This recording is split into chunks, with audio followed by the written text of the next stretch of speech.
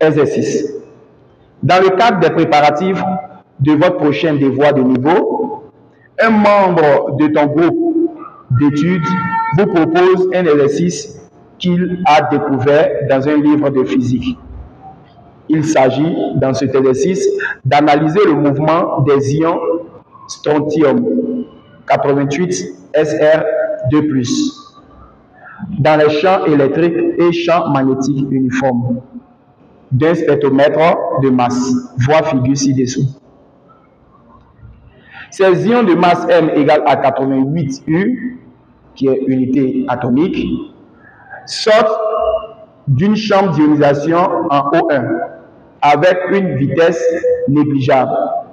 Ils sont d'abord accélérés entre O1 et O2 par une tension U0 égale à Vm moins Vn, continue et réglable,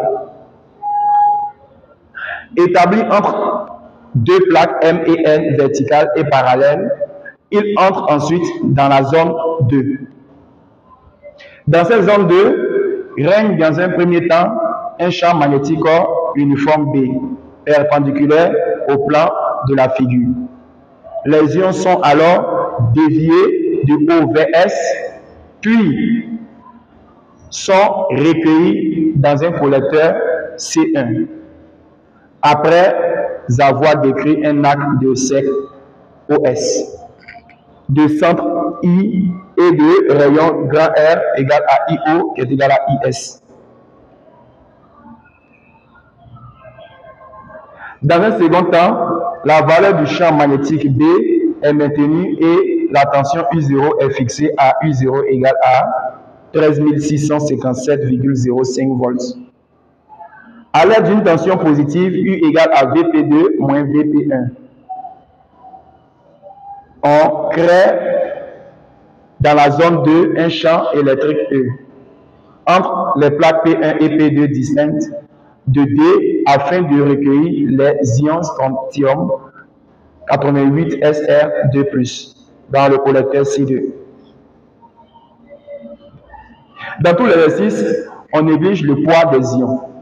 Donné, 1 U égale à 1,67 10 puissance moins 27 kg, R égale à 0,70 mètres, B égale à 0,16 Tesla, E égale à 1,6 10 puissance moins 19 coulomb et D 0,10 mètres. Vous décidez d'analyser le mouvement de ces ions. Pour cela, tu es désigné par les autres membres du groupe pour proposer une démarche. 1. Précise en le justifiant le signe de la tension U0. 2. Représente sur un schéma 2.1 la force électrique F0 subie par un ion 88 Sr2+, et le champ électrique E0 entre les plaques M et N. 2. La force magnétique F subie par un ion au point K de la trajectoire. 2.3. Le vecteur champ E entre les plaques P1 et P2. La force électrique Fe et la force magnétique Fm que subit chaque ion recueilli dans le collecteur C2.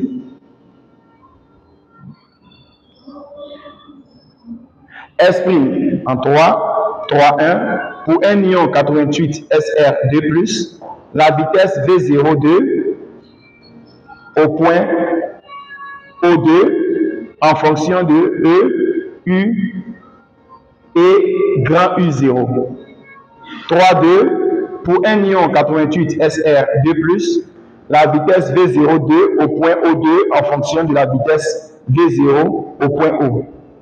3.3 la tension U0 en fonction de petit e, petit u, grand R et grand B. 3.4 l'intensité du champ E en fonction de petit e, petit u, grand B et grand U0. 4. Déterminer la valeur 4.1 de la tension U0, 4.2 de champ électrique E, 4.3 de la tension U égale à Vp2 moins Vp1. Chers amis, nous allons donc faire la correction d'un tel bon sujet. Alors, chers amis, après lecture et relecture, nous allons donc passer à la correction de ce sujet. Bien avant de maîtriser les différentes étapes les différentes questions du sujet, nous allons donc rappeler une information capitale. L'objectif est d'apprendre à faire le sens de E, FE, de FM et de déterminer la tension, ainsi que le champ E.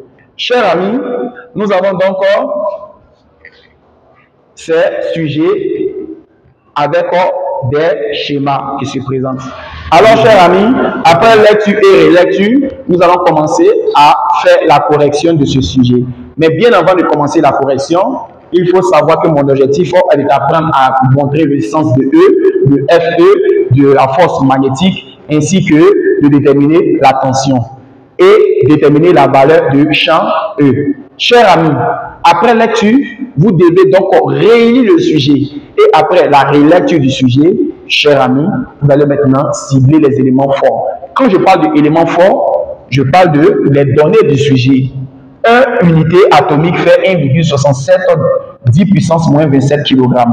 Et encore les autres indications. Nous avons donc un très bon sujet avec deux schémas. Zone 1, zone 2. La zone 1 appelée chambre accélératrice. La zone 2 est appelée chambre de déviation. Alors, chers amis, qu'est-ce qu'il faut savoir sur ces deux chambres? La première chambre est appelée chambre accélératrice. La deuxième chambre est appelée chambre de déviation. Nous allons donc commencer par la résolution de cet exercice. Ici, la première question nous demande de préciser en justifiant le signe de la tension U0. Chers amis, comment préciser tout en justifiant le signe de la tension? Alors, regardez bien le schéma. Nous partons en O1 sans vitesse initiale, d'après la lecture. Et nous arrivons en O2. Les particules donc sont accélérées de la plaque M vers la plaque N. Nous allons parler de cette information. Le mouvement s'effectue de la plaque M vers la plaque N. Nous parlerons donc de Q. Q égale à plus 2E supérieur à 0. Nous allons donc dire que E décroît les potentiels. Par conséquent,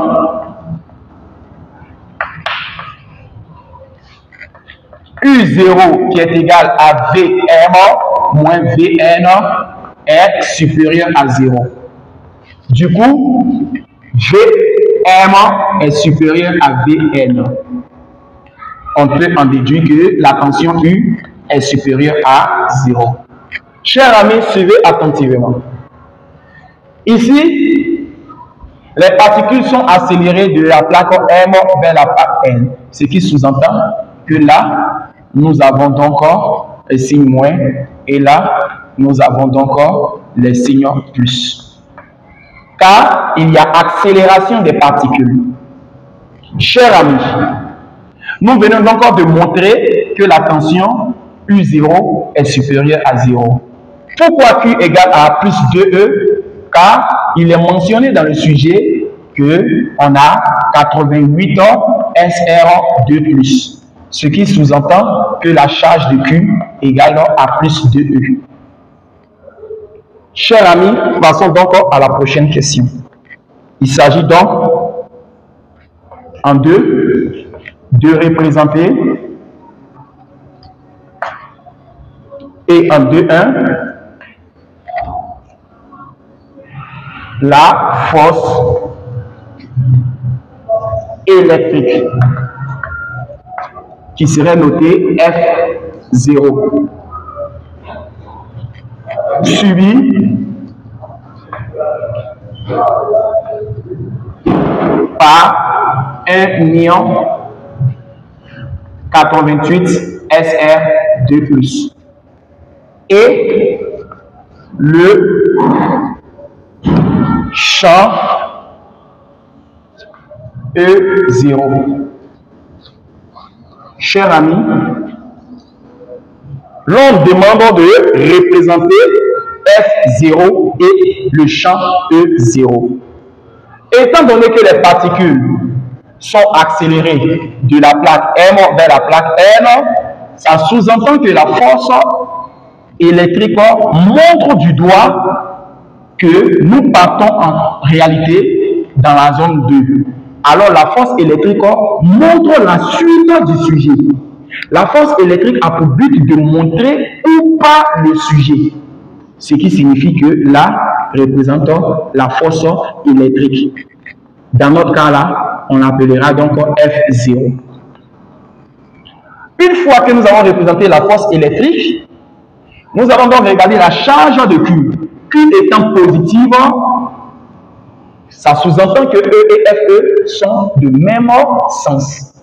Alors, nous allons donc dire que le champ E0 ira donc dans le même sens que la force électrique.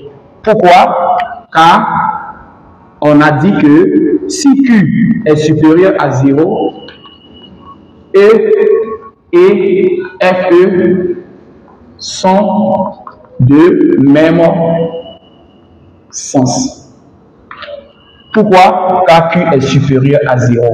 Chers amis, nous allons donc parler de voie schéma.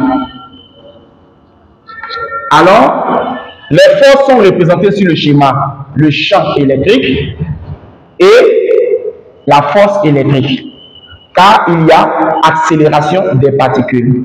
Chers amis, je vais vous demander de suivre attentivement. Représentation schématique.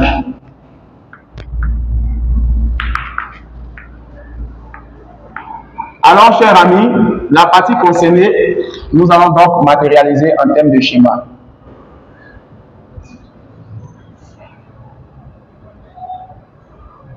Et là, les plaques sont M et N. O1, O2. Nous allons donc représenter la force appelée force électrique, dans notre cas F0. Étant donné que Q est supérieur à 0, alors E0 ira dans le même sens que F0. Étant donné que E décroît les potentiels, nous allons donc décroître les potentiels. Comment savons-nous que Q est supérieur à 0? Car l'énoncé a parlé plutôt de SR2+. La charge permettra donc de deviner la valeur de Q, qui est donc supérieure à 0. Voici donc la première question posée. Chers amis, partons donc à la deuxième question posée. Il s'agit donc en 2-2 de représenter aussi sur le schéma la force magnétique. Cette force magnétique portera le nom de F, simplement à travers le sujet, qui est suivi par un ion au point K. Chers amis, nous allons à présent aussi faire notre représentation schématique.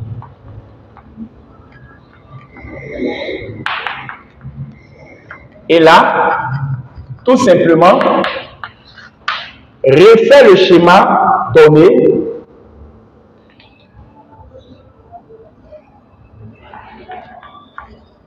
et là, point de sortie, nous avons donc notre trajectoire. Et là, nous avons à situer K. La vitesse va dans ce sens. Et le sens de B, d'après l'énoncé, est entrant. Une fois que c'est fait, nous allons donc placer au point K la force magnétique. Le sujet a signifié que Q est supérieur à 0. D'après la règle de la main droite, le courant entre par le poignet et sort par les doigts. Le pouce bien écarté indique la direction de champ magnétique. Avec la règle des 3 doigts, le pouce indique la vitesse, l'index indique le sens de B et le majeur indique la force magnétique. Étant donné que Q est supérieur à 0, les K doigts iront dans le même sens que la vitesse. Car la propriété signifie que si Q est supérieur à 0, les K doigts et la vitesse iront dans le même sens. La déviation s'est faite vers le haut. Étant donné que la force magnétique suit la déviation, nous allons donc procéder en suivante. Les K doigts iront dans le même sens que V0. Le pouce indique la force magnétique. Alors, nous remarquons que le dos de la main montre que le sens est entrant. Si vous voyez la paume, vous dites que c'est sortant. Si vous voyez le dos de la main, signifie que c'est entrant. Le signifié a déjà signifié que c'est entrant. Donc, si nous voyons le dos de la main, nous signifions vraiment que c'est entrant d'après le sujet. Le pouce indique à ce sens-là F-M. Alors, nous allons donc signifier à travers le sujet que la force F serait dirigée vers le haut et la vitesse serait dans ce sens-là. Alors, on vient de signifier que F, d'après le sujet, est la force magnétique et d'après la règle de la main droite, nous avons signifié que B était entrant. Nous avons donc dit que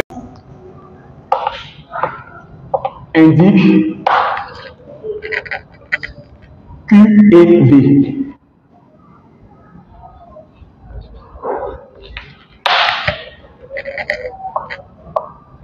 L'index indique le sens de B.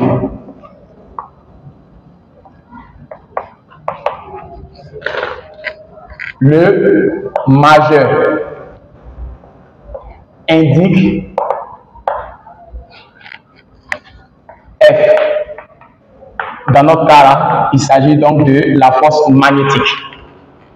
Alors, ça c'est la règle des 3 doigts.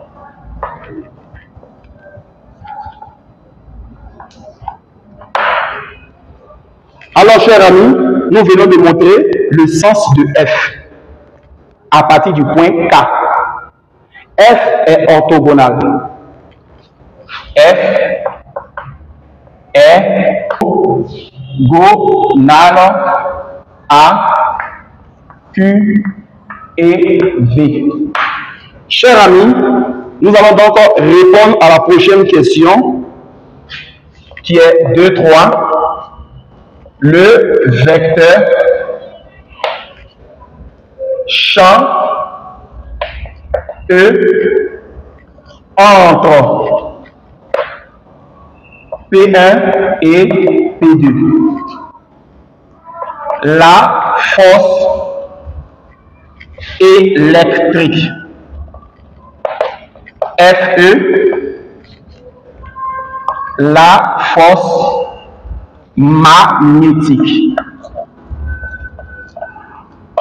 Fm, que subit chaque ion dans le collecteur C2. Chers amis, c'est très simple. Lorsque cette question est posée, je vous prie de faire l'étude dynamique. Il s'agira donc de système,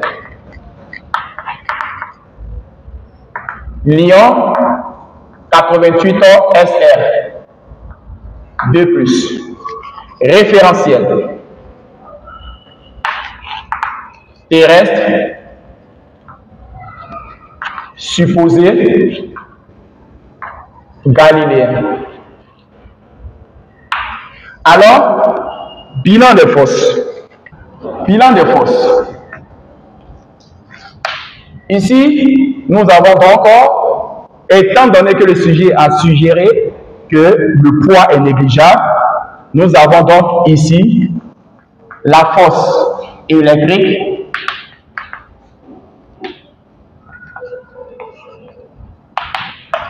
et la force magnétique.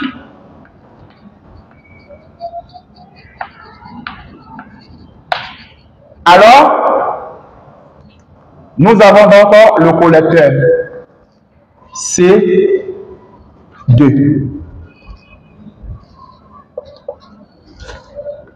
Nous savons aussi que la vitesse ira dans ce sens. Et B est entrant. Nous allons donc matérialiser là,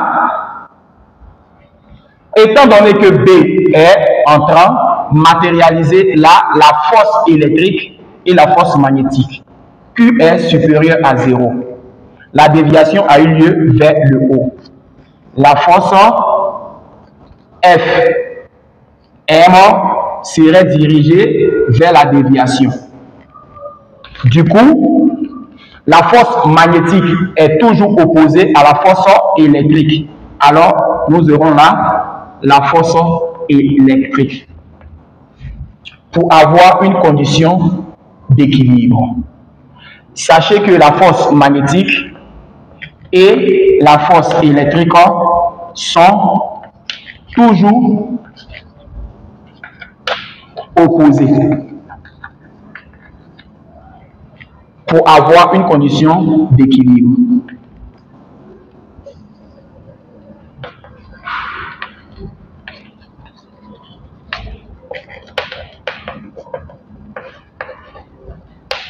Alors, à présent, chers amis, nous allons donc signifier au professeur que la force magnétique est représentée, la force électrique est représentée. Étant donné que Q est supérieur à 0, la force que je vais donc représenter portera le nom de champ E. Le champ E est représenté, et pourquoi va dans le même sens que FE? Alors, Q étant supérieur à 0, E et FE iront dans le même sens.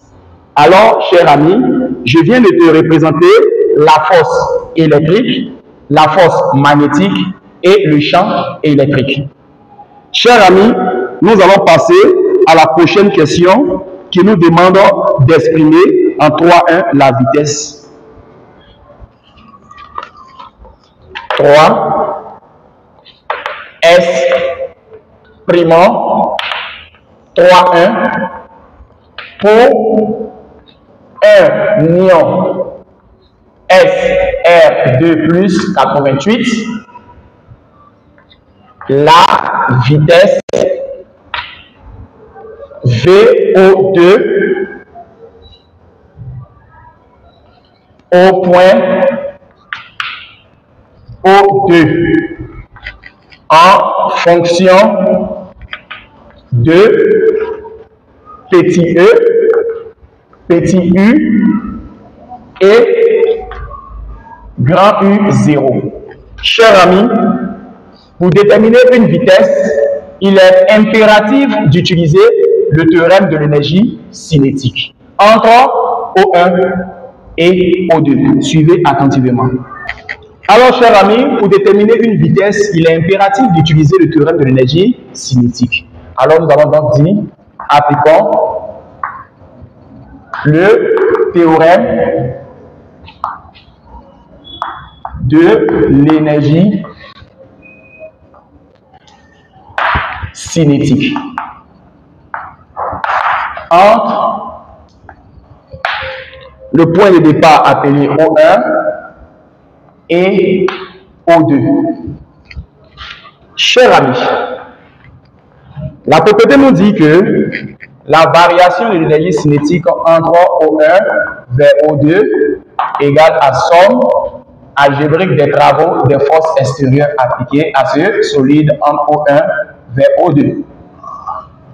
Alors, ici, chers amis, on obtient énergie cinétique de O2 moins énergie cinétique de O1 égale à travail de la force existante.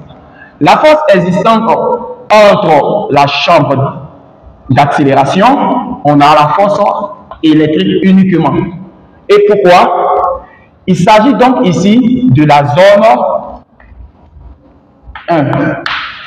Alors, pour la zone 1, on remarquera que dans la zone 1, il s'agira de la chambre accélératrice. Et dans la chambre accélératrice, là, il y a uniquement que la force électrique qui naîtra. Cette force est différente de 0.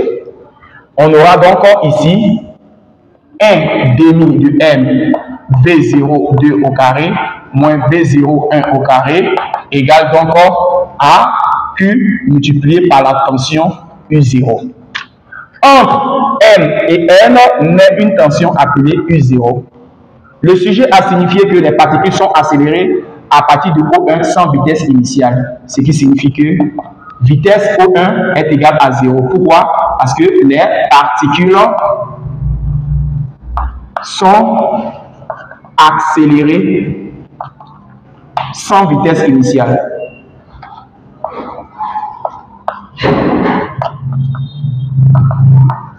Du coup, à présent, nous aurons 1 demi de M V0 au carré de 2 égale à présent à Q multiplié par U0.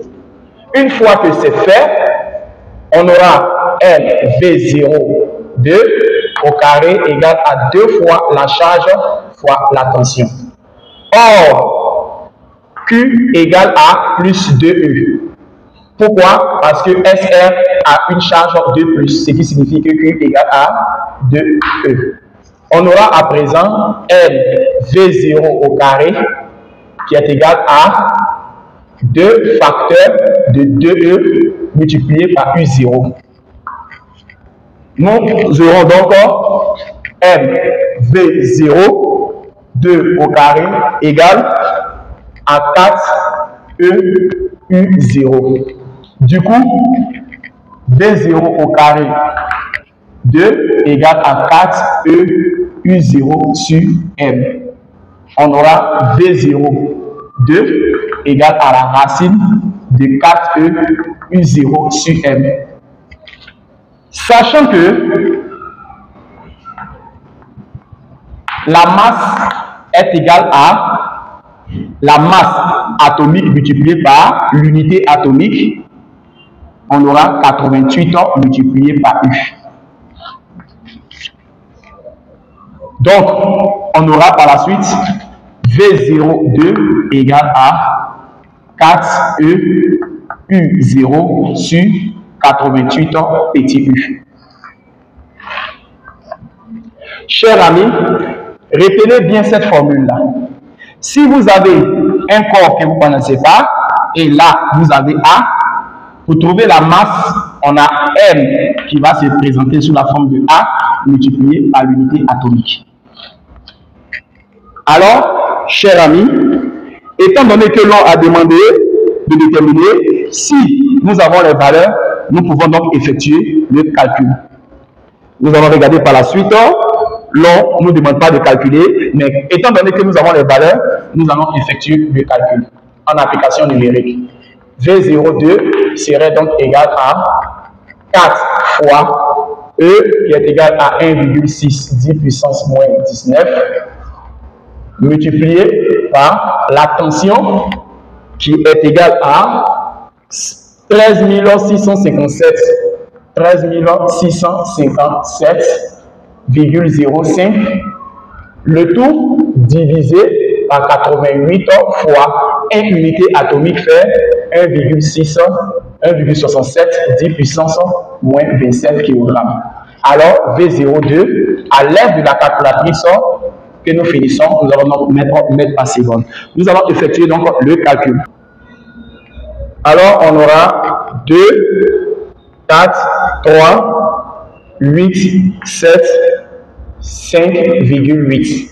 Chers amis, en mode puissance, on aura V02 égale à 2,44 10 puissance 5 mètres par seconde. Ici, c'est en mode puissance. Chers amis, nous allons donc répondre à la prochaine question. Alors, nous allons exprimer en question F32 pour un ion 88 SR de plus, la vitesse pour un ion 88 SR de plus, la vitesse V02 au point O2 en fonction de V0 au point O.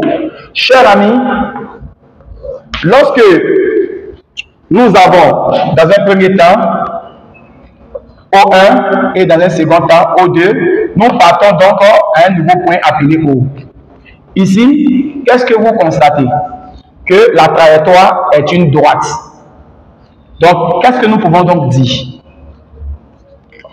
À la sortie du point O2, la particule n'est soumise à aucune force. D'où le champ E est nul. Nous pouvons donc dire que E avec vecteur est égal à vecteur nul. Du coup, la vitesse initiale serait égale à la vitesse finale. Par conséquent, la vitesse finale serait donc égale à la vitesse initiale. D'où V02 égale à V0 qui est égal à 2,44 10 puissance 5 mètres par seconde. Pour un ion 88 SR2 plus, la vitesse V02 au point O2 en fonction de V0 au point O. Chers amis, lorsque nous avons dans un premier temps O1 et dans un second temps O2, nous partons donc à un nouveau point appelé O. Ici, qu'est-ce que vous constatez? Que la trajectoire est une droite. Donc, qu'est-ce que nous pouvons donc dire? À la sortie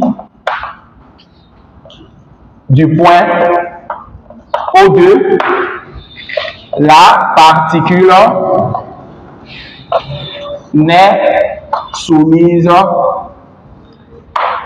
à aucune force. D'où le champ E est nul.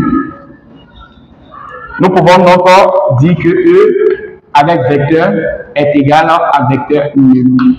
Du coup, la vitesse initiale serait égale à la vitesse finale. Par conséquent, la vitesse finale serait donc égale à la vitesse initiale. D'où V02 égale à V0 qui est égal à 2,44 10 puissance 5 mètres par seconde. Alors, 3.3. Ici, il est question de déterminer la tension U0 en fonction de petit e, petit u, R et D. Exprimons U0 en fonction de petit e, petit u, R et B. La présence de R permet dans un premier temps de montrer que le mouvement est circulaire. Alors, montrons que le mouvement est circulaire uniforme. Pour montrer que le mouvement est circulaire uniforme, il faut élaborer l'étude dynamique, système et référentiel et bilan des forces.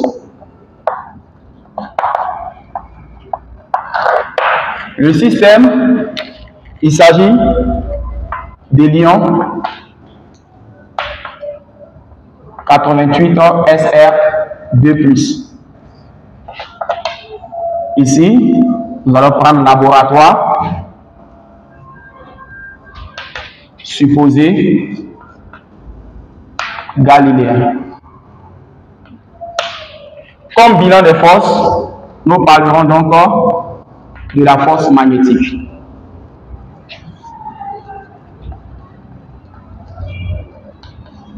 Une fois que c'est fait, nous sommes dans la phase de déviation, appelée champ de déviation. Là-bas, il existe seulement une force magnétique appelée Fm. Une fois que c'est fait, nous allons donc appliquer le théorème du centre d'inertie. Ce théorème nous dit que somme vectorielle de force extérieure égale à MAG. Du coup, Fm égale à MAG. Après, la formule qui nous donne QV0 vectoriel B égale donc à MAG. Après, nous obtenons AG qui est égal à QV vectoriel B sur M. Simplement, nous pouvons donc écrire A qui est égal à QVB avec l'indice 0 sur M. Du coup, nous savons très bien que Q dans l'énoncé est égal à 2E. Alors, on a A égale à 2E V0B sur M. Chers amis, nous avons trouvé la valeur de A. Qu'est-ce que nous pouvons faire? Après avoir déterminé l'accélération, il faut désormais projeter dans la base de Freinet. Pourquoi? Parce que dans la chambre de déviation, il y aura un mouvement circulaire à l'intérieur. Alors, il suffit de faire la projection dans la base de Freinet. Suivez. Projetons dans la base de Freinet. La base de Freinet a pour repère la normale et la tangentielle. On aura donc ici A qui est égal à AN plus AT. Avec démonstration AT égale à la dérivée de la vitesse par rapport au temps qui donnera 0. Et AN égale à vitesse carrée sur R. Laquelle des vitesses V0 élevé au carré. Une fois que c'est fait, nous aurons A qui est égal à AN qui est égal à V0 carré sur R. Remplaçons désormais A par son équivalent là. On sait que A égale à 2E V0B sur M. Nous allons donc remplacer ce A là par 2E V0B sur M qui est égal à V0 au carré sur R. À l'aide de preuve de croix, on aura R 2E V0B qui est égal à M V0 au carré. Du coup, on aura par la suite R égale à M V0 au carré sur 2E V0B. Après simplification, on aura donc R égale à M V0 sur les V0 vont disparaître d'ici. On aura donc 2EB. Chers amis, une fois que nous avons trouvé R, nous savons très bien que nous sommes dans un mouvement circulaire. Suivez attentivement comment on va procéder. Alors, nous pouvons donc déduire la valeur de U0. Comment procéder donc? On sait que R égale à M V0 sur 2EB. Remplaçons donc V0 dans l'une des expressions trouvées dans la partie où l'on avait élaboré quand on ouvert 4E U0 sur 88U. Une fois que nous remplaçons V0 par son expression, on aura R égale à N sur 2EB et multiplier la V0 par 4E U0 sur 88U. Une fois que c'est fait, la tension se trouve donc ici. Nous allons donc élever R au carré. Du coup, nous allons donc passer à élever M sur 2EB, racine de 4E U0 sur 88U, que nous devons passer à élever au carré. On aura donc R au carré, et le carré va être ici, M au carré, ici 2 au carré, qui devient 4, E au carré, B au carré, et là, la racine va disparaître au profil de 4, E, U0 sur 88U. Alors, nous allons donc tirer tout simplement, tout en ayant R au carré égale à M au carré, multiplié par 4, E, U0 sur 4E au carré, B au carré, 88 multiplié par petit u. Et chers amis, tirez donc l'expression de U0. Suivez attentivement. Alors ici, nous allons donc simplifier les E. On aura R au carré égale à M au carré, 4E disparaît, U0 sur 4E simplement, B au carré, 88U. Ici, nous allons faire preuve de croix pour tirer U0. On aura donc R au carré multiplié par 4E, B au carré, 88U, multiplié par M au carré fois 4U0. Nous allons donc tirer U0. U0 serait donc égal à R au carré fois 4E, B au carré, 88U, sur M au carré fois 4. Une fois que c'est fait, nous pouvons donc effectuer le calcul dans l'une des prochaines questions. Ici, il s'agissait d'exprimer en fonction de la masse que nous allons donc changer ici. On sait que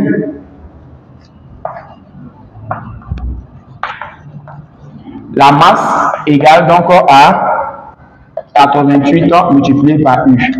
Notre formule deviendra donc U0 qui est égal à R au carré fois 4E fois B au carré fois 88U sur, là on a 88U élevé au carré, car c'était M au carré fois 4.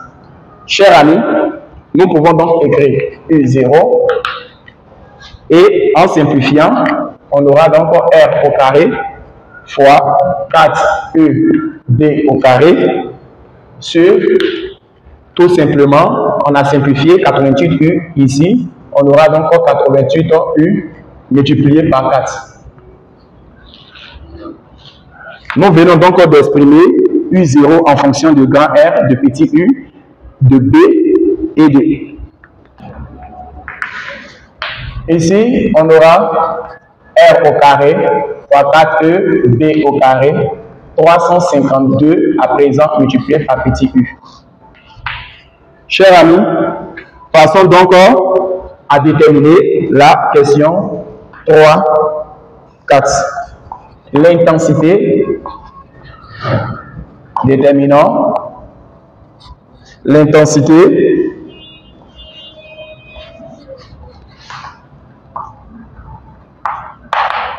du champ E. Chers amis, nous devons déterminer l'intensité du champ E. Et l'intensité doit être déterminée en fonction de petit e, petit u, b et u0. Ici, nous devons déterminer grand E en fonction de ces différentes informations. Nous sommes à présent dans la chambre de déviation et aussi chambre électrique. Chambre de déviation et chambre accélératrice. Dans ces deux cas, nous rencontrons donc un dispositif appelé fil de vitesse.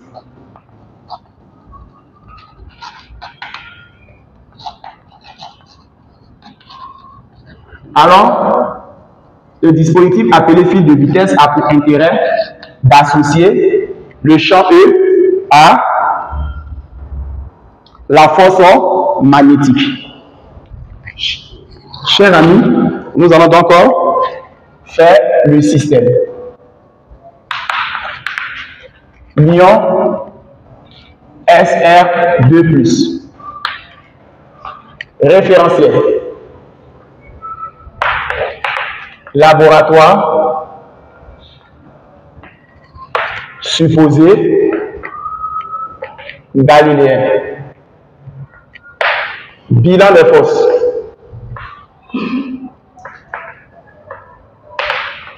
Nous avons donc la force électrique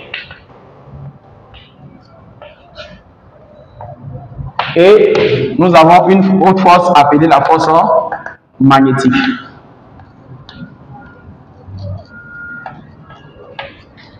Du coup, nous allons appliquer le principe d'inertie.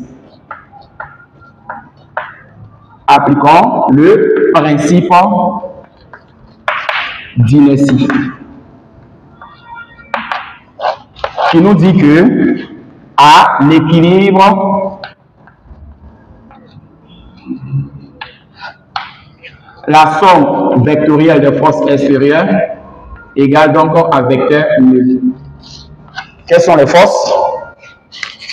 Nous avons donc la force électrique complétée à la force magnétique qui est égale à vecteur nul.